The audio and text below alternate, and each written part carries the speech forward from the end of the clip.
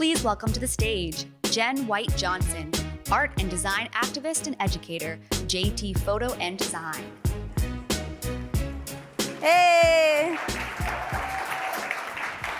Okay. Hi, everyone. I'm so excited to be here. This is so cool. I'm Jen White Johnson from Baltimore, Maryland. Any Baltimore people in the house? Yeah. Grew up in DC. Super excited to kind of hold space today for talking about disability, talking about ableism, talking about my life as like an ADHD woman, Afro-Latina. So I just really appreciate y'all holding space. And I have a lot of amazing visuals to show today that kind of, talk a little bit about what I do as a graphic designer, as a parent who's an artist to an autistic son. So I hope I get through the slides because I just have a lot of fun stuff to show. Again, thanks to Kat, everybody. I mean, this is so cool. Y'all are so beautiful. It's been a joy watching all the beautiful Black folks, dabbled and walking around too. So y'all have my support. I'm super elated to just kind of hold space for this moment, to just talk about transparency, to talk a little bit about my world. So yes, so as I said, Afro-Latina parent, kid at heart, I'm an educator, disabled artist, and designer for collective liberation. Like really my work is about freeing people and making sure that folks who live differently, folks who live with an actual disability, whether it's fully visible or whether it's invisible, they just feel like they can be a leader.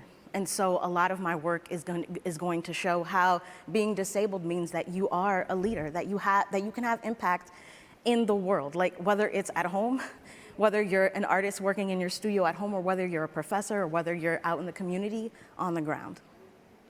Yes, so some house rules. This is a safe and brave space. No shade, no judgment. Be open-minded, be open-hearted, and be ready to unlearn and to unpack what you think that you know about disability. I'm gonna say that word a lot because it's a word that needs to be celebrated.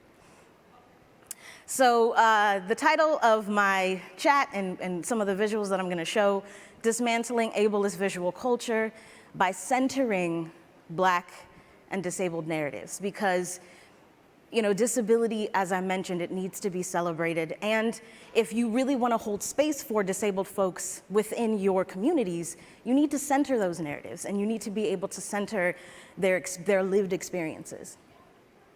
So my art activism is rooted in the amplification of disability communities, and the sole intention is really to just empower, to activate change, to encourage communities to engage in conversations about acceptance.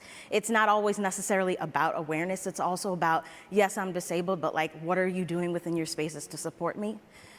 And so ableism, it's really like a system that places values on people's bodies. It's just good to just define it right away. It's basically to just kind of internalize well, you're disabled, so you're not as productive as you should be, or you should be, this kind of model of, well, othered, and let's see how we can fix you, let's see how we can box you in. It's not necessarily see how the workplace can be flexible to your needs and to your differences. So, and you don't have to be disabled to experience ableism. So anti-ableism, like anti-racism, is about purposefully working against known systems and structures that allow ableism to occur. Because through this lens, it's impossible to whitewash disability issues. And this is a quote by my really great friend, Joss Halstead. Working on systems and structures make it intersectional, and it also makes it radical in identifying and chipping away at the root of problems. So making sure that anti-ableism is an active space, whether you're an educator, whether you're a designer, we need to be able to talk about anti-ableism. So what informs my practice? Celebrating Black disabled joy, being happy. Yes, thank you. Okay, yes, so, all right, it's time for all the pictures. So 10 years ago, I started teaching in Baltimore City.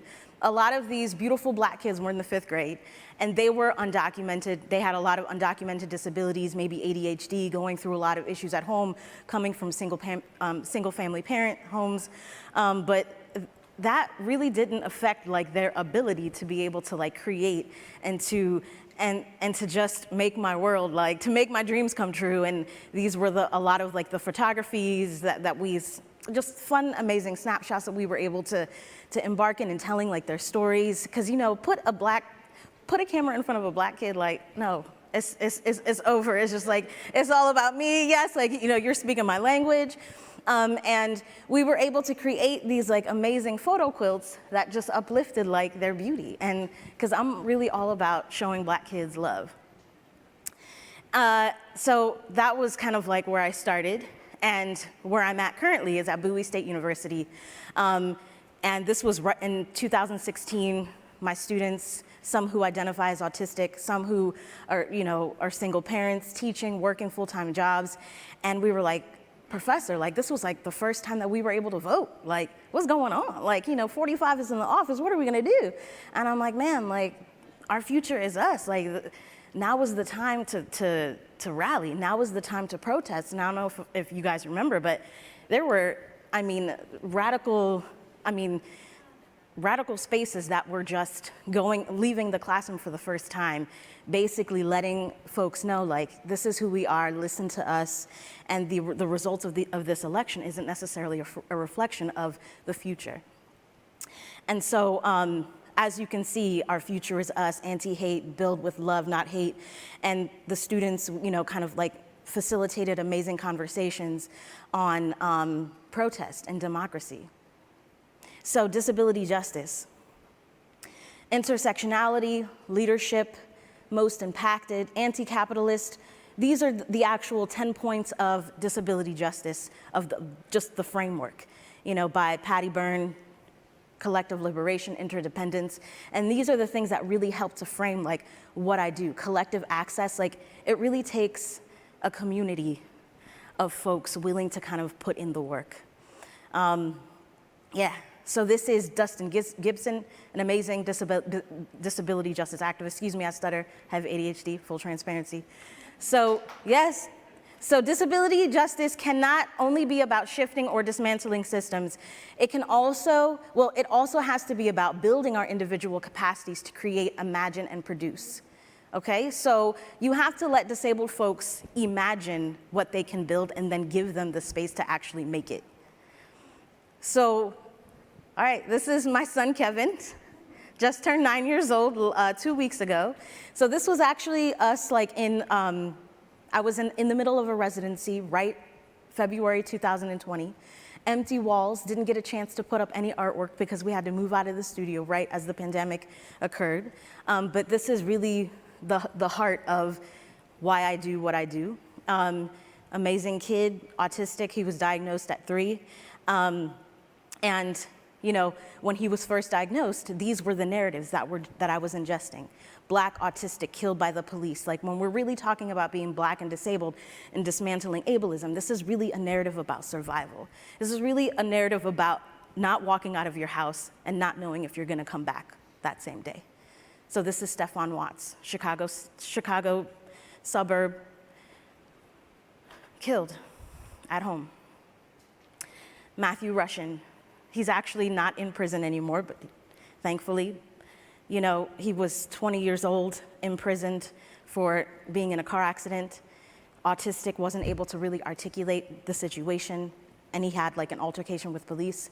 More than half of disabled black people in the United States will be arrested by the time they reach their late 20s. So this is really what helps to inform the work. The United States government and corporations have always used constructed ideas around disability, you know, and it's really about encaging and it's really about imprisoning these black and disabled bodies. So the next few slides are going to be about what can you unlearn, what can you unpack from, you know, disabled folks being attacked. Ableism runs deep in society, and its roots are intertwined everywhere, and it's hurting every aspect of disabled people's lives. Another amazing quote by my homie, Josh. So designed to uplift authentic narratives. And what type of narratives about disability do we need to see in the media? You know, this is like a harrowing statistic. And one of the reasons why my work is really rooted in celebrating disability, galvanizing collective liberatory practices and underserved spaces. So taking all of what you've seen, all of the injustices against Black and disabled bodies, I decided to just kind of put my son at the helm of disability justice and using, his joy and his glee as an act of resistance. In 2018, I was able to publish a book entitled Knox Rocks that really helped to kind of dismantle the medical model of disability, so that you can say, hey, like being brown, Black, and disabled means that you can actually be beautiful. So these are just some spreads from the actual zine. One of my favorite projects ever, that's him last summer, being amazing. Got a nice little feature in Afropunk. It's archived at the Met. Amazing. We make a whole bunch of amazing zines together as well. And then in the classroom, we talk a lot about justice and being able to kind of take narratives, being queer, being an immigrant, being a student, being a sex worker, and being able to chat about that and being able to bring that into the narratives. So my students are published, they're out there shooting, they're out there releasing documentation on voting. So these are just the slides that really help to just celebrate like the work that they're doing. Got to go through these quickly. Yeah, so just celebrate, like, how do I define disability? Justice in relation to inclusive design and accessibility in the classroom. So I make a lot of fun designs for my students, especially those that are autistic. Talk a lot about cultural revolution and making sure that students feel that they can bring their identities into the cultural framework of their projects. So it's been a really fun time to just kind of break apart pedagogy. And these are things that you can practice in the workplace. So access as practice. Being access-centered is more than just a checklist. It means that we're committed to disability justice and language justice. So these are some of like the fun projects that I do to just kind of help uplift the disability community, because language justice is huge. Black disabled lives matter. To be pro-neurodiversity is to be anti-racist. Making sure that people like in your communities, in your workplaces feel like I'm neurodiverse, but this space can act as a space, as a justice space. So whether you're in corporate America, whether you're in advertising, whether you're in publishing or fashion, just knowing that disability justice is at the helm. The symbol that I was able to create last summer as a result of having to move out of that studio resulted in, this beautiful Black power fist of resistance coupled with the infinity symbol. Got shout outs from Barack, as you can see. Amazing opportunity to just be able to just create authentic work and to make sure that disability is at the helm. So just kind of going through, this is in Palo Alto, the symbol continued to just kind of spread and bring joy to the disability community. And it's been a joy just showing up. Showing up for my community has created new opportunities for collaborations. So disabled leaders, this is Carrie Gray, Justice Shorter, DC-based disability justice activists, and it's a joy being able to just kind of take the work and see it, to use it as an act of justice, to use it as an act of resistance. The photograph got a beautiful feature in the New York Times. And so documenting, being able to make space for disabled leaders, as a media maker means the world to me. And so feel confident that you can partner up with disabled artists like myself to be able to tell these stories. There's a leadership summit coming up pretty soon, next week. Our presence is our power, and all of these folks are Black, BIPOC, disabled, in both physical and invisible disabilities.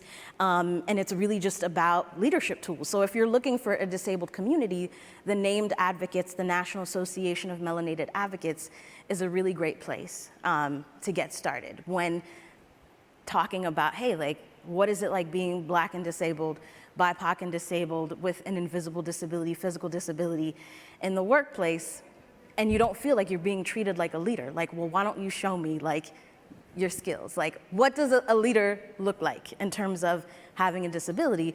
And the great way to get to that answer is to actually hold space for events like this, to actually attend, to be a part of these spaces, to document these spaces, to collaborate, to tell these narratives. And so how can inclusion and access be tied to social organizing to create a sense of participation and belonging? You know, it was amazing being able to partner. These photos were just taken by myself like a few months ago, and this is Christine Lau, DC disability justice activist, being able to kind of document, like, you know, her being deaf and just being able to kind of bring visibility to that. You know, oftentimes when we're talking about disabled leaders, we're not really coming from a place of care. So making sure that when you're partnering and when you're holding space for these narratives, that you realize that your talents are secondary and that you just need to show up in spaces where you can activate change, where you can activate care.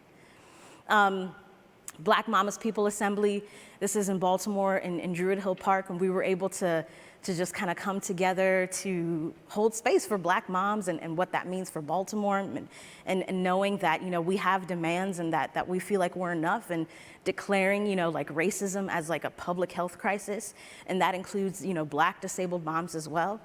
And that's me and Knox, you know, just kind of like hanging out in front of like the actions that we wheat pasted. Yeah, and so some of the takeaways are, you know, how can we center BIPOC disabled narratives in our creative spaces? You know, how can we focus on anti-ableism and disability justice? You know, how can we see disabled communities as people with valid stories? You know, we shoot, we design, like we can express, like what are you doing to hold space for our narratives? How are you collaborating with us? How are you working with us? And, you know, how are you focusing on anti-ableism and disability justice? And how are you realizing that folks within your workspaces have very intersectional needs, whether they're Black and disabled, whether they're Asian and disabled, whether they're Latina, and they're coming from a place where they've never really been able to like hold space for that disability because they've worked their entire lives masking it. Like, as a professor, you know, on day one, I'm like, hey students, what's up? Like, I have ADHD, this is me. And I have students that are like, man, like, thank you so much, professor, for holding space for that, because I feel safe. Like, I feel like I can be myself coming into the classroom. And it makes the work and it makes everything so much fun. Justice-centered frameworks. So you need to remember to integrate disability as a part of justice frameworks that address race, gender, class, and more, is what I just talked about. And this framework has the potential to advance disability issues both broadly and specifically within design contexts. Ableism, amazing UK publication, smashing stereotypes around disability. Make sure you check them out. You know, I was able to get some work featured in, so if you're looking for like a really beautifully designed publication that celebrates disability, Ableism is like amazing. And this is, you know, me in my little co-working space that I share with my son, holding like the Ableism issue with the symbol and with the disability justice, Black Disabled Lives Matter images that I was able to take last summer. And these are just some of the spreads. Yeah. Black disabled creatives. You know, someone was asking me yesterday, well, where do I go to find, you know, Black disabled creatives, and how do I like collaborate with them? Jillian Mercado, I don't know if y'all are familiar with her on the L Word, you know, amazing, you know, disabled activist, beautiful person, being able to just kind of honor and hold space. And it's like a really beautiful hub where you can just connect and contact Black disabled creatives to collaborate with them. And this is what the interface looks like. You know, you can just click and meet people. Really beautiful space. And one of the most vital ways we sustain ourselves is by building communities of resistance, places where we know we are not alone. By my homie Bell Hooks, an amazing inspiration for me as a Black educator. So create more anti-ableist spaces. Follow me on Instagram. I'm very active on social media, sharing fun stuff that I do. Jen Y. Johnson, thank you so much. Yes. I can't believe I got through these slides. Yeah. Yes, thank you, everybody. I'll be doing a workshop, actually. It's one of the isms on ableism. So I'll be, you know, available to answer questions, to have a chat, to make new friends, to just talk a little bit about strategies and methodologies on how to kind of create more anti-ableist spaces within academia, within the workplace, and how to encourage disabled folks in your spaces to be leaders, because we already have so much to celebrate and so much to hold space for. We just need the opportunity, you know? Thank you so much.